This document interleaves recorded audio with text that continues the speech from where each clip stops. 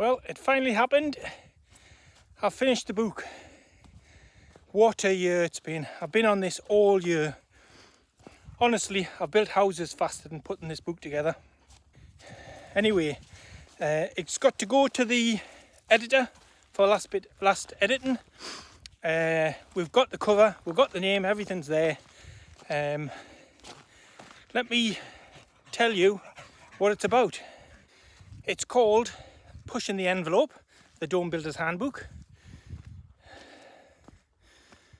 That's a play on words. There's two kinds of envelope.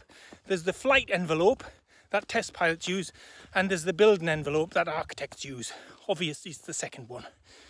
Okay, let's jump into the computer and I'll show you a little bit what's inside. I'll start with the table of contents. We've got geometry, we've got some basic engineering principles, we've got mapped polyhedra. I'll show you about that in a minute, because that's part of a key of the book, is that we've got polyhedra that have been mapped. We've got a bunch of build methods, some new ones in there that have never been seen before, and some of the old ones that everybody knows. And we finish off with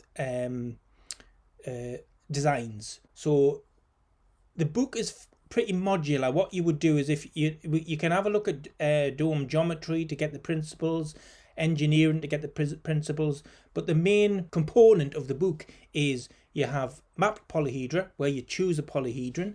You've got build methods, where you choose which build method that you're going to use, and then some example designs that I've done. Here's a couple of pages out of the engineering side. It's basic principles of engineering, structural integrity, how to build things correctly. That's kind of what that's about. This is the geometry section, and it explains in simple terms, really. I think anybody can understand that how you make polyhedra, how they're related. So if you've got a bit deeper understanding of how that is, it helps you choose what you're going to use for your project.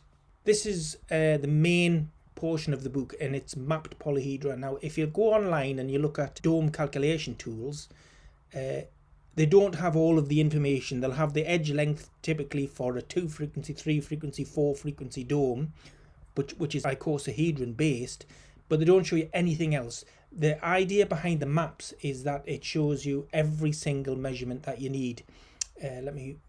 This is the explanation page. It shows you polyhedron, how many faces, edges and vertices it has, and the different types, because it'll have an icosahedron just has one type of edge, only one length of edge, but some of the more complex ones have loads more.